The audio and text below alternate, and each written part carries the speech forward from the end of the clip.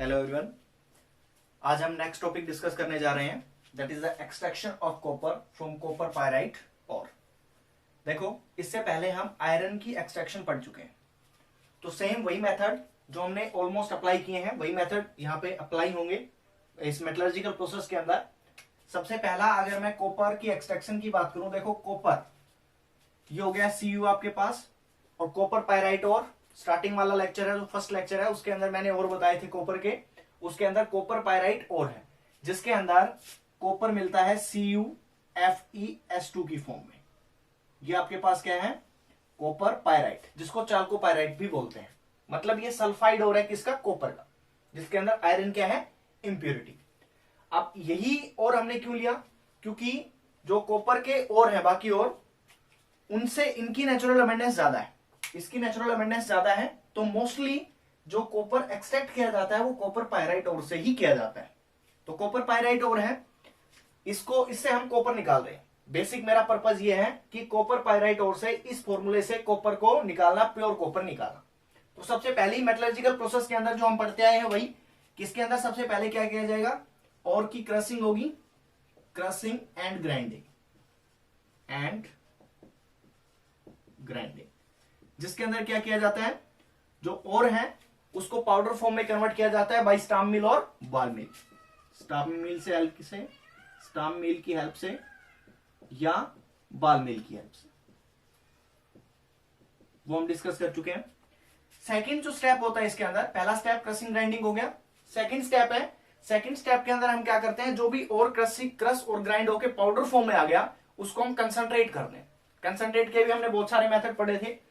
अब ये देखो, यानी कि जो सेकंड आपका स्टेप है वो है कंसंट्रेशन ऑफ और, कंसंट्रेशन ऑफ और की कंसंट्रेशन करना, मतलब और से इंप्यूरिटी को निकाल देना। अब इसके अंदर जो सिलिका की या और बाकी जो इंप्यूरिटी होती है उनको निकाला जाता है। अब देखो ये सल्फाइड और है, और मैंने आपसे बात की थी जब सल्फाइड और होता है तो हम जो कौन सा मेथड अप्लाई करते हैं कंसंट्रेशन ऑफ और के लिए, that is the froth flotation method. Froth flotation method हम अप्लाई करते हैं, जिसके अंदर क्या होता है, एक बार हल्का सा रिवाइज करवा देता हूं। वैसे हमने डिटेल डिस्कशन किया हुआ है फ्रोथ फ्लोटेशन मेथड के अंदर। इसके अंदर हमारे पास एक कंटेनर होगा, उस कंटेनर के अंदर हम क्या क्या डालेंगे, और डालेंगे, और के साथ पाइन ऑयल डालेंगे जो फ्रोथ बनाने के काम आएगा। इसके साथ हम क्रिसोल डालेंगे और कलेक्टर डालेंगे सोडियम इथाइल जेंथेट। उसके बाद क्या करते हैं, एक इस तरह से पाइप लगाकर उसके अंदर हम कंप्रेस्ड एयर पास करते हैं, तो उससे क्या होगा, जो आपके पास प्लस वाटर होगा, इसके अंदर प्लस वाटर होगा। तो अब क्या होगा कि इसके अंदर फ्रोथ बनेंगे, वो ये फ्रोथ को स्टेबलाइज करेगा और सोडियम इथाइल जेंथेट उनको कलेक्ट करेगा। अब जो फ्रोथ बनेंगे, यानी कि ऑयल, एक फ्रोथ बना उसके ऊपर ऑयल की लेयर है, उसके ऊपर स्टिक कर जाएंगे और के पार्टिकल, और जो इंप्यूरिटीज हैं वो वाटर के साथ नीचे सेटल डाउन हो जाएंगी, और अपने पास यहाँ पे फ्रोथ आ जाएगा। उस फ्रोथ को हम इकट्ठा कर लेंगे और उससे हमारे पास इंप्यूरिटी अलग होगी और फ्रोथ अलग हो गई, जिसके अंदर क्या है, और के पार्टिकल प्रेजेंट है। तो ये आपके पास कंसंट्रेशन ऑफ और, ये डिटेल डिस्कशन किया हुआ है हमने। थर्ड जो इसके अंदर स्टेप आता है, पहला क्रशिंग ग्राइंडिंग, उसके बाद कंसंट्रेशन ऑफ और जो थर्ड हमारा स्टेप है दैट इज द कंसंट्रेशन, और जो कंसंट्रेटेड और है उसको ऑक्साइड में कन्वर्ट करना होता है। अब देखो ये सल्फाइड और है, तो इसके लिए जो दो प्रोसेस थी हमारे पास, किसकी, ऑक्साइड में कन्वर्ट करने की, यानी कि ऑक्सीडेशन करने की दो प्रोसेस थी। कौन कौन सी, एक तो कैल्सिनेशन, दूसरा रोस्टिंग। तो सल्फाइड और के लिए हम जनरली कौन सी प्रोसेस यूज करते हैं, रोस्टिंग। तो अब हम क्या करेंगे, रोस्टिंग करेंगे अपने और की। मतलब रोस्टिंग क्या होता है कि ऑक्सीजन की प्रेजेंस में जो कंसंट्रेटेड और है उसको हीट करेंगे, कब तक, उसकी जो मेल्टिंग पॉइंट है उससे नीचे तक। तो हम देखो इसके अंदर क्या होगा, जब रोस्टिंग करेंगे तो मेरे पास CuFeS2 है, CuFeS2, ये मेरे पास कॉपर पायराइट है। जब हम इसको हीट करेंगे इन प्रेजेंस ऑफ ऑक्सीजन, जब मैं इसको हीट करता हूं तो यहां से अपने पास क्या बनेगा, ये सल्फाइड के अंदर अलग हो जाएंगे, Cu2S, उसके बाद Fes प्लस SO2, जो कि इंप्योरिटी है सल्फर, वो क्या हो जाएगा, यहां से वोलेटाइल है, वो उड़ जाएगा, वोलेटाइल है और वो इवेपोरेट हो जाएगा। अब इसके अंदर देखो सबसे पहले जब स्टार्टिंग के अंदर हम इसको हीट करते हैं तो अपने पास CuFeS2 है, वो Cu2S प्लस FeS बनाता है, यानी कि आपके पास क्यूप्रस सल्फाइड और फेरस सल्फाइड बनता है। अब इसके अंदर देखो एक और बात है, अगर इस ओर के अंदर ऐसी इंप्योरिटी प्रेजेंट है जिनके ऑक्साइड वोलेटाइल नेचर के होते हैं, जैसे इसके अंदर आर्सेनिक प्रेजेंट हो गया, सल्फर प्रेजेंट हो गया, कार्बन प्रेजेंट हो गया, तो ये सारी चीजें क्या करेंगी, ये ऑक्सीजन के साथ रिएक्ट करेंगी और सल्फर SO2 की फॉर्म में, आर्सेनिक है वो AS2O3 की फॉर्म में, वो क्या कर जाएंगे, इवेपोरेट हो जाएंगे, निकल जाएंगे। तो पहली प्रोसेस तो ये है रोस्टिंग की। अब लेकिन ये अब भी हमारे पास ऑक्साइड के अंदर कन्वर्ट नहीं हुआ है, तो फिर क्या करते हैं, इसको दोबारा से हीट करते हैं। जब हम इसको दोबारा से हीट करेंगे तो देखो FeS, इसको मैंने बैलेंस नहीं किया है, अगर आप इसको बैलेंस करना चाहते हैं तो ये हो गया ट्वाइस और बैलेंसड।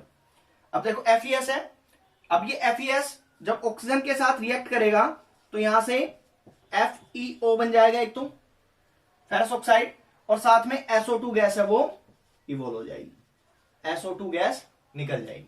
दूसरा, अगर मैं Cu2S की बात करता हूं तो वो भी ऑक्सीजन के साथ रिएक्ट करेगा और यहां से अपने पास बन जाएगा Cu2O प्लस SO2 गैस है वो इवोल्व हो गई। अब इसके अंदर देखो अगर इसको बैलेंस करूं तो ये हो गया FeSO2, ये तो आपके पास ऑक्सीजन की प्रेजेंस में हम इसको रिएक्ट करवा रहे हैं, बैलेंस है। दूसरा, अगर इसको देखा जाए, ये हो गया ऑक्सीजन बैलेंस नहीं है इसके अंदर, 2 और 3, इसको 3/2 कर देता हूं। अब बैलेंस है क्या,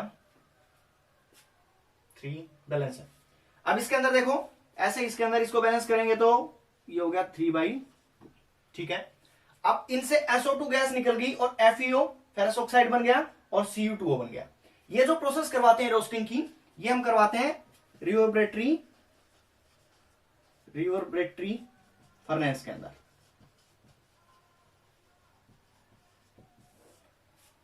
रोस्टिंग करवा ली हमने, उसके बाद हमने ऑक्साइड के अंदर कन्वर्ट कर लिया किस किस को, जो हमारे कॉपर था और जो मेरे पास आयरन था उसको हमने क्या कर लिया, कन्वर्ट कर लिया इसके अंदर। अब देखो क्या होगा, ये Fe है और ये कॉपर है। अगर मैं रिएक्टिविटी देखता हूं तो जो आयरन है वो ज्यादा इलेक्ट्रोपॉजिटिव है, तो इसकी रिएक्टिविटी ज्यादा है, आयरन की रिएक्टिविटी ज्यादा है, किससे, कॉपर से। अगर कॉपर से आयरन की रिएक्टिविटी ज्यादा है तो पहली बात तो ये कि ये जो FeS है ये पहले कन्वर्ट होगा, इसका ऑक्सीडेशन पहले होगा, यानी कि ये सबसे पहले बनेगा। दूसरी बात, ये इससे बाद में बनेगा।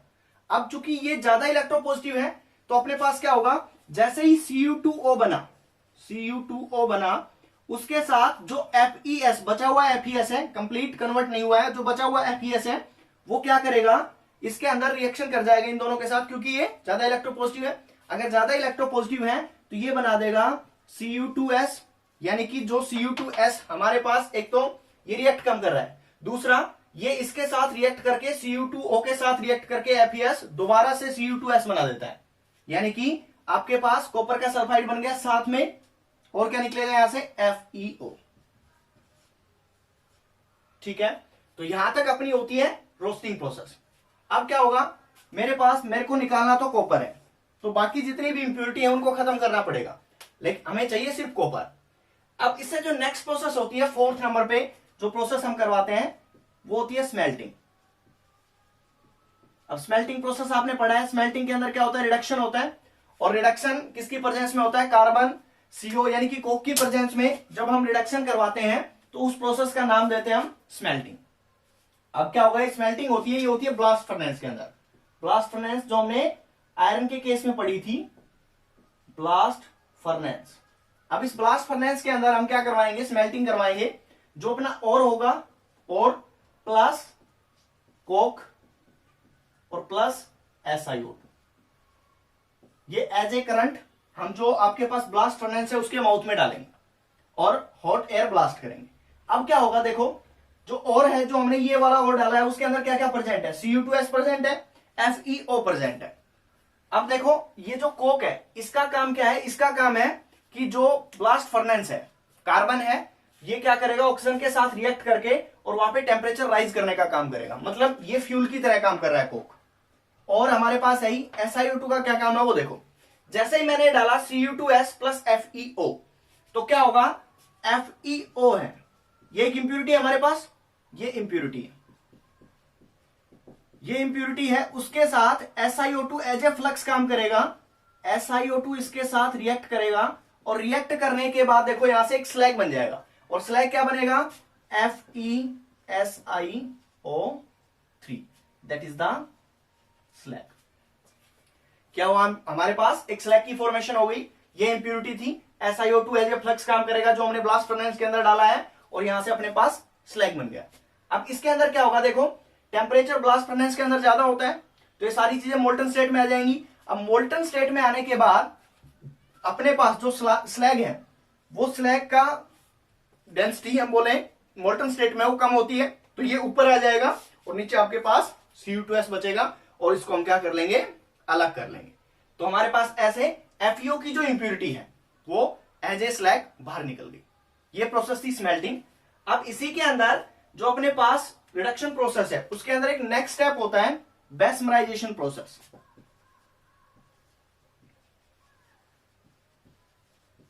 बेस्मराइजेशन प्रोसेस, इसको समझें, ये क्या है। जो बेस्मराइजेशन प्रोसेस है, इसके अंदर एक बेस्मर कन्वर्टर होता है, एक तरह का फर्नेंस ही होता है, ये भी इस तरह से समझे इसको, ये कुछ इस तरह की फर्नेंस होती है, इस तरह की फर्नेंस होती है, यहां पे SiO2 की लाइनिंग होती है, इस पे SiO2 की लाइनिंग होगी, ठीक है, इस तरह की हमारे पास। इसको मैं एक स्टैंड से लगा देता हूं,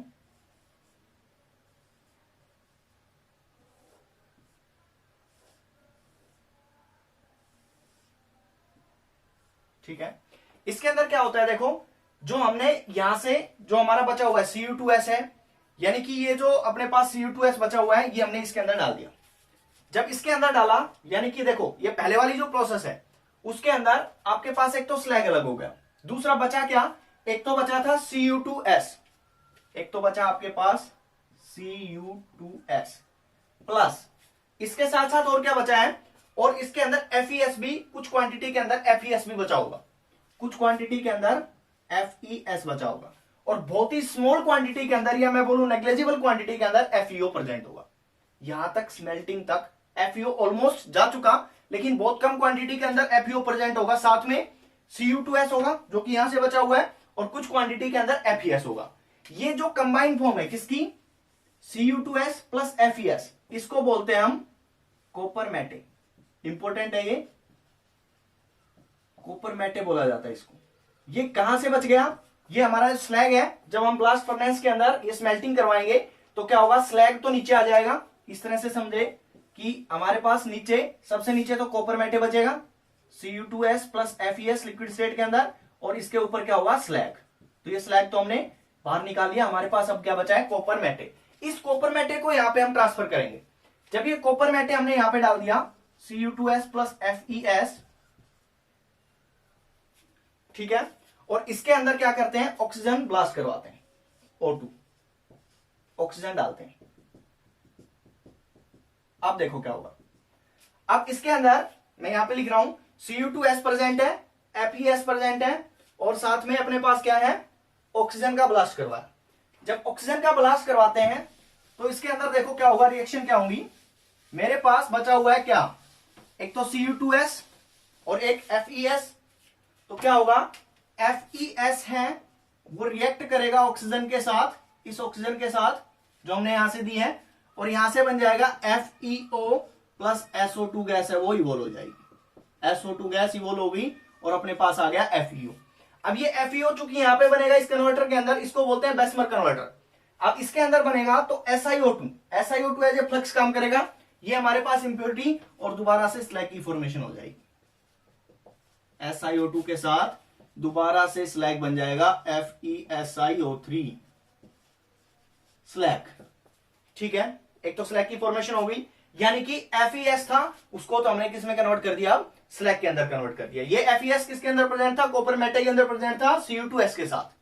दूसरा जो Cu2s है, क्यूप्रस सल्फाइड, ये भी ऑक्सीजन के साथ रिएक्ट करेगा, और जब ये ऑक्सीजन के साथ रिएक्ट करेगा तो यहां से क्या बनेगा, एक तो बनेगा आपके पास Cu2O प्लस SO2 गैस है वो इवोल्व हो जाएगी।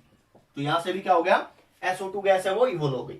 अब देखो ये अपने पास जो Cu2O है यानी कि क्यूप्रस ऑक्साइड है, ये जैसे ये रिएक्शन होगी तो कुछ क्वांटिटी के अंदर ये बनेगा। अब यहां पे जो Cu2O बना वो Cu2S, कुछ बचा हुआ Cu2S है, उसके साथ रिएक्ट करके सेल्फ रिडक्शन करवा लेंगे और सेल्फ रिडक्शन के बाद आपको मिलेगा कॉपर प्लस यहां से SO2 गैस है वो निकल जाएगी। ध्यान देना, कॉपर मेटे था अपने पास इस कन्वर्टर के अंदर, बेसमर कन्वर्टर के अंदर। सबसे पहले FeS ने ऑक्सीजन के साथ रिएक्ट किया, SO2 निकाल दिया, FeO एज ए इंप्योरिटी बचा। वो SiO2 जो कि ये लाइनिंग है, इनके साथ ये लाइनिंग एज ए फ्लक्स काम करेंगी, ये इंप्योरिटी है, स्लैग बन जाएगा, तो ये निकल गया। अब हमारे पास इसके अंदर कौन सी रिएक्शन होगी, Cu2S बचा था, वो ऑक्सीजन के साथ रिएक्ट करके Cu2O बनाएगा प्लस SO2, ये गैस है निकल जाएगी। अब ये जो Cu2O बना है, जैसे ये Cu2O बनेगा तो उसके अंदर ये सारा कन्वर्ट नहीं हुआ होगा, उसके अंदर कुछ क्वांटिटी इसकी भी होगी, ये दोनों रिएक्ट करके और कॉपर निकाल देंगे, कॉपर मेटल निकल जाएगी और SO2 है वो बाहर चला जाएगा। अब देखो ध्यान देना एक बार, ये वाली जो प्रोसेस है इसको बोलते हैं सेल्फ रिडक्शन। कॉपर नहीं, कॉपर का रिडक्शन करवा दिया, यहां पे कॉपर आया। अब ये जो कॉपर आपके पास आएगा ये लिक्विड फॉर्म में आएगा, लिक्विड फॉर्म में बनेगा क्योंकि ये बेसमर कन्वर्टर के अंदर है। हम इसको कूल करेंगे। अब जब इसको कूल करेंगे तो देखो क्या होगा, जब ये सोलिडिफाई हो रहा होगा उस टाइम पे ऐसे SO2 गैस तब भी निकल रही होगी। जब इससे SO2 गैस निकल रही होगी, इसको ऐसे समझे कि जैसे ये अपने पास कॉपर सल्फेट है, कॉपर है, इसके साथ ये सल्फर था, ये सल्फर था। अब इसके अंदर बेसिकली क्या हुआ है कि सल्फर है वो ऑक्सीजन की फॉर्म में SO2 की फॉर्म में निकल के चली गई, यानी कि ये तो निकल के चली गई। जब सल्फर SO2 की फॉर्म में निकलेगी तो आपके पास जो सॉलिड होगा, जो कॉपर होगा, उससे जब कोई गैस निकलेगी तो उसके अंदर बहुत सारे छेद हो जाएंगे। मतलब ये वाला जो कॉपर है इसको बोलेंगे हम ब्लिस्टर कॉपर, ब्लिस्टर कॉपर यानी कि फफोलेदार कॉपर। ये क्यों बना, इसके अंदर छेद क्यों हुए, क्योंकि इससे SO2 गैस है वो निकल के जा रही है। जब कोई सॉलिड है और उससे गैस निकल के जाएगी तो उसमें बहुत सारे छेद हो जाएंगे, इसीलिए इसको बोलते हैं ब्लिस्टर कॉपर। ये ब्लिस्टर कॉपर बन गया हमारे पास। लेकिन ये जो कॉपर है ये 98% तक प्योर है, 98% प्योर है, मतलब 100% प्योर नहीं है, अभी भी इसके पास कुछ ना कुछ इंप्योरिटी प्रेजेंट है। तो फिर हमारी जो नेक्स्ट प्रोसेस होती है वो होती है रिफाइनिंग की। तो उसके बाद नेक्स्ट प्रोसेस होगी रिफाइनिंग, जो हमने अभी डिस्कस किया नहीं है। तो रिफाइनिंग होगी इसकी, और वो रिफाइनिंग हम कॉपर के केस में कराते हैं इलेक्ट्रोलिटिक रिफाइनिंग, जो मैं आगे डिस्कस करूंगा आपके साथ डिटेल में। तो ये अपने पास है नेक्स्ट प्रोसेस यानी कि 6th process, that is the refining. और रिफाइनिंग करवाते हैं हम कॉपर के केस में इलेक्ट्रोलिटिक रिफाइनिंग करवाते हैं, जिसके अंदर ये जो ब्लिस्टर कॉपर होता है, जैसे हमने इलेक्ट्रोकेमिस्ट्री के अंदर पढ़ा था, वैसे इसके अंदर क्या होगा, एक कंटेनर लेंगे, उसके अंदर जो इम्प्योर कॉपर है यानी कि ब्लिस्टर कॉपर है उसकी रोड डाल देंगे, उसको एनोड बनाएंगे, दूसरी एक प्योर कॉपर की रोड डाल देंगे और इलेक्ट्रोलिसिस करवाते हैं। वहां से अपने पास क्या होगा, ये कॉपर है ये यहां से निकल के कैथोड पे डिपॉजिट हो जाएगा। इसको हम डिटेल में पढ़ेंगे नेक्स्ट स्टेप। तो हमने आज पढ़ा that is the extraction of copper. Extraction of copper किससे पढ़ी, कॉपर पाइराइट से पढ़ी, जिसके अंदर कॉपर प्रेजेंट था एज ए CuFeS2। सबसे पहली प्रोसेस मैंने करवाई that is the crushing and grinding, powder form में लेके आगे, पोलराइजेशन प्रोसेस बोलते हैं जिसको। उसके बाद नेक्स्ट हमने कंसंट्रेट किया बाय फ्लोटेशन मेथड। उसके बाद नेक्स्ट हमने क्या किया, ऑक्साइड में कन्वर्ट किया बाय रोस्टिंग। उससे क्या हुआ, जो ऐसी इंप्यूरिटी जिनके ऑक्साइड वोलेटाइल होते हैं वो उसको छोड़कर चले गए, यानी कि हमारे पास क्या हो गया, इंप्यूरिटी है वो चली गई और है वो कंसंट्रेट हो गया। नेक्स्ट प्रोसेस हमने की। उसके बाद स्मेल्टिंग। स्मेल्टिंग के अंदर क्या होता है, स्मेल्टिंग के अंदर हम जो मेटल है, जो भी और है अपने पास, उसको हीट करते हैं इन प्रेजेंस ऑफ कोक। ये हम इसको हमने करवाया ब्लास्ट फर्नेस के अंदर, जिसके अंदर और था, कोक था और SiO2 था। जहां पे कोक का काम क्या है, एज ए फ्यूल काम करेगा कोक। SiO2 है वो FeO, जो यहां से हमारे पास आया था, कहां से, रोस्टिंग से, जो इंप्योरिटी थी उसको SiO2 एज ए फ्लक्स काम करके स्लैग में कन्वर्ट कर देगा। मतलब एक अपने पास इनफ्यूजेबल मास बन जाएगा जो इजीली मोल्ट हो सकता है, मेल्ट हो सकता है। अब इजीली मेल्ट हो सकता है तो इसके अंदर टेम्परेचर ज्यादा होता है ब्लास्ट फर्नेस के अंदर। तो अपने पास क्या रहेगा, एक तो कॉपर मेटे मिलेगा लिक्विड फॉर्म के अंदर, Cu2S प्लस FeS, और उसके ऊपर ये स्लैग को हम रिमूव कर लेंगे। और इसको हम आगे की प्रोसेस के लिए जाएंगे लेके जाएंगे, दैट इज अ बेस्मराइजेशन। बेस्मराइजेशन एक प्रोसेस होती है जो बेसमर कन्वर्टर के अंदर की जाती है। इसके अंदर क्या करेंगे, एक बेसमर कन्वर्टर है जहां पे लाइनिंग है SiO2 की, और इसके अंदर हमने ऑक्सीजन पास करवाई। जब ऑक्सीजन पास करवाएंगे इसके अंदर तो होगा क्या, ये वाली रिएक्शन होगी, FeS FeO के अंदर कन्वर्ट हो जाएगा। जो लाइनिंग थी बेसमर कन्वर्टर के साथ SiO2 की जो लाइनिंग है वो स्लैग बनाएंगी, उस स्लैग को हम अलग करेंगे, और साथ में जो Cu2S है वो Cu2O बना देगा। अब Cu2S और Cu2O सेल्फ रिडक्शन करके कॉपर दे देंगे। उस कॉपर को हम ब्लिस्टर कॉपर बोलते हैं। ब्लिस्टर इसलिए बोलते हैं कि उससे SO2 गैस जब निकलती है तो उसके अंदर बहुत सारे छेद हो जाते हैं, इसलिए इसको बोला जाता है फफोलेदार कॉपर या ब्लिस्टर कॉपर। ये 98% प्योर होता है, 100% प्योर, या इसकी प्योरिटी को बढ़ाने के लिए जो नेक्स्ट प्रोसेस हम करते हैं दैट इज द रिफाइनिंग, और वो प्रोसेस इलेक्ट्रोलिटिक प्रोसेस होती है इन केस ऑफ कॉपर। तो ये आपके पास था extraction of copper from copper pyrite.